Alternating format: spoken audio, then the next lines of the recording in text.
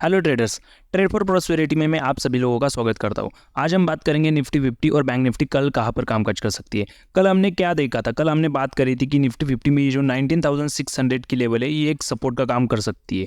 आज मार्केट ने क्या किया, ये जो 19,600 की लेवल है यहाँ से ब्रेक डाउन किया था और सारे सेलर्स को यहाँ पर एंट्री करा दी थी। उसके बाद प्राइस जैसे ही ऊपर आई उसके बाद पूरी टाइम प्राइस ऊपर के साइड में ट्रेड करते हुए हमें नजर आई थी। हमने टेलीग्राम चैनल पे यहाँ पर एक कॉल की पोजीशन को दिया था। 19,600 का जो कॉल था उसको हमने 58 रुपीज़ के आसपास बाय किया था, जिसको हमने 110 तक उसको ट्रेड किया था। आइए देखते हैं निफ्टी 50 कल कहाँ पर कामकाज कर सकती है। निफ्टी 50 को अगर हम डेली टाइम फ्रेम पे देखते हैं तो निफ्टी 50 का डेली टाइम फ्रेम पे जो 19,733 से लेकर 19,715 तक का ये जो एरिया बना हुआ है एक प्राइस के लिए रेजिस्टेंस का काम कर सकता है। और नीचे के साइड में अगर हम देखते हैं 19,600 से लेकर 19,550 तक का ये जो एरिया बना हुआ है ये एक प्राइस के लिए सपोर्ट का काम कर सकता है। हमने देखा था प्राइस यहाँ से डायरेक्टली नीचे आई थी और प्राइस ने अभी यहाँ पर एक हॉल्ट लिया है। अगर प्राइस ने यहाँ पर हॉल्ट लिया है तो यहाँ पर there is a two possibilities, either price ऊपर की साइड में ब्रेकआउट कर सकता है या फिर नीचे की साइड में ब्रेकआउट कर सकता है, तभी प्राइस एक ट्रेंडिंग मोमेंटम में आ सकती है। तब तक प्राइस ये जो एरिया बना हुआ है 19,700 से लेकर 19,600 तक का ये जो एरिया बना हुआ है प्राइस इसके अंदर एक रेंज बाउंड फेज में हमें चलते हुए नजर आ सकती है।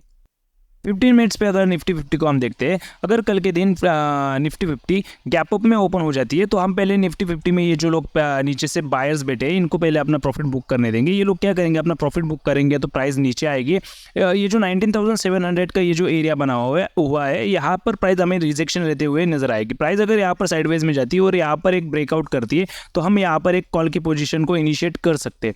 कल के दिन अगर प्राइस साइडवेज यानी प्राइस ये जो एरिया बना हुआ है 700 से लेकर 600 का ये जो एरिया बना हुआ है इसके अंदर प्राइस गैप ओपन होते हुए नजर आती है। तो प्राइस अगर यहाँ पर आती है 700 के आसपास, यहाँ पर अगर रिजेक्शन लेकर नीचे आती है तो हम यहाँ पर एक पुट की पोजीशन बनाने की कोशिश करेंगे। अगर प्राइस नीचे आती है सपोर्ट के आसपास और यहाँ पर अगर प्राइस कुछ सिनेरियो बनाकर ऊपर जाने की कोशिश करती है तो हम यहाँ पर एक कॉल की पोजीशन बनाने की कोशिश करेंगे। अगर कल के दिन प्राइस गैप डाउन में ओपन होती है तो ये सिनेरियो थोड़ा सा ऑड होगा, यहाँ पर हम कोई भी पुट की पोजीशन इनिशिएट करने की कोशिश नहीं करेंगे। पहले तो प्राइस को ऊपर आने देंगे, उसके बाद ही हम यहाँ पर प्राइस में ट्रेड करने की कोशिश करेंगे। अदरवाइज हम पहले एशियन मार्केट और ग्लोबल मार्केट को देखेंगे, उसके अकॉर्डिंग ही यहाँ पर गैप डाउन के सिनेरियो को ट्रेड करने की कोशिश करेंगे। आइए देखते हैं बैंक निफ्टी कल कहाँ पर कामकाज कर सकती है। डेली पे अगर हम बैंक निफ्टी को देखते हैं तो डेली पे हमने जो पहला डिमांड जोन मार्क किया था पहले उसको मार्क कर लेते हैं। ये जो डिमांड जोन है उसको हमने मार्क कर लिया और ऊपर के साइड में अगर हम रेजिस्टेंस देखते हैं तो रेजिस्टेंस हमारा ऑलमोस्ट ये वाला जो 45,000 की नियर बाय का ये जो रेजिस्टेंस है ये प्राइस के लिए रेजिस्टेंस का काम करा सकता है। 15 मिनट्स पे अगर हम बैंक निफ्टी को देखते हैं तो बैंक निफ्टी के लिए ये जो एरिया बना हुआ है 45,000 से लेकर 45,100 और 200 के लेवल तक ये जो एरिया बना हुआ है एक रेंज बाउंड की तरह प्राइस यहाँ पर काम करा सकती है।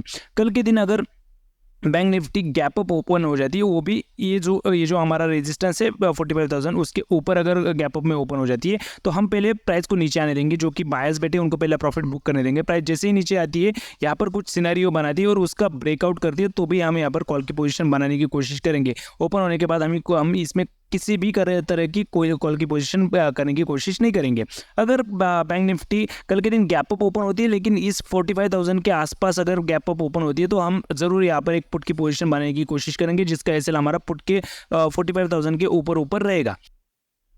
अगर बैंक निफ्टी कल के दिन साइडवेज में ओपन हो जाती है तो ये जो नीचे से चला आ रहा हुआ अप ट्रेंड है इसको ही प्राइस कंटिन्यू रखेगी। हमारा जो टारगेट है 45,000 तक हमें टारगेट यहाँ पर दिख सकता है। जैसे ही प्राइस में डिप आएंगे उस डिप में हम कॉल की पोजीशन को बनाने की कोशिश करेंगे।